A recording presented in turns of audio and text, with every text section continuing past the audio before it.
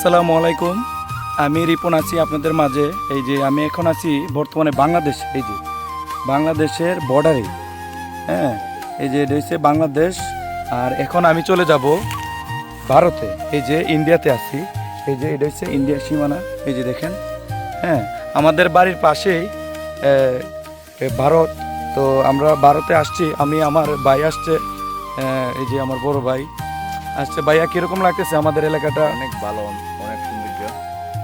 এখন আমি আছি বর্তমানে ভারতে, কিন্তু এটা হচ্ছে ভারতের রাস্তা। এই যে দেখেন, মানে এদিকে আগে রাস্তায় গাড়ি চলাচল করতো, এখন আপাতত বন্ধ, অনেক আগের থেকে বন্ধ হয়ে গেছে।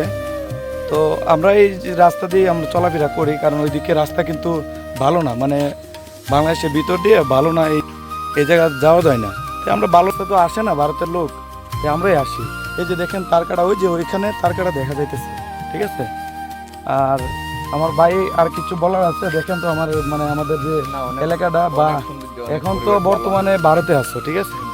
ভারতে কিরকম লাগতেছে বোঝা যাইতেছে যে জঙ্গল টঙ্গল, মানে কি একটা পরিবেশ আছে, অনেক সৌন্দর্য আছে, সাপ বিচ্ছু আছে, আবার কুমিরও আছে।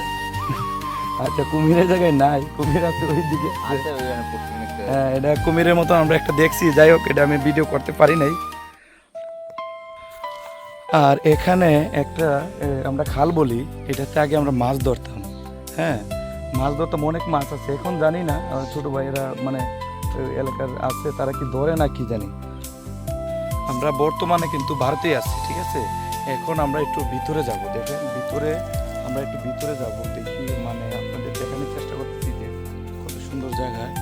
আর এখানে একটু জঙ্গল হয়ে আছে, হ্যাঁ, এখানে সাপ টাপ আছে, একটু মানে ভয় ভয় করে। এই যে দেখেন কি একটা অবস্থা।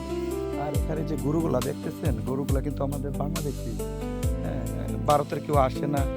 বা ভিতরে কিন্তু তারকাটা আছে, দেখেন এদিকে আগে বাড়িঘর ছিল, এখন চলে গেছে।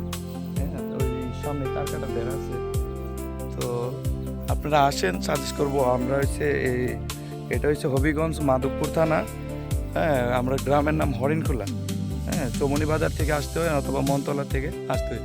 আপনারা যারা যারা আসার ইচ্ছুক এখানে আসবেন, হবিগঞ্জ মাধবপুর থানা। আর হইল গিয়া কি জানি মনতলা থেকে আসতে পারবেন, চৌমনি থেকেও আসতে পারবেন।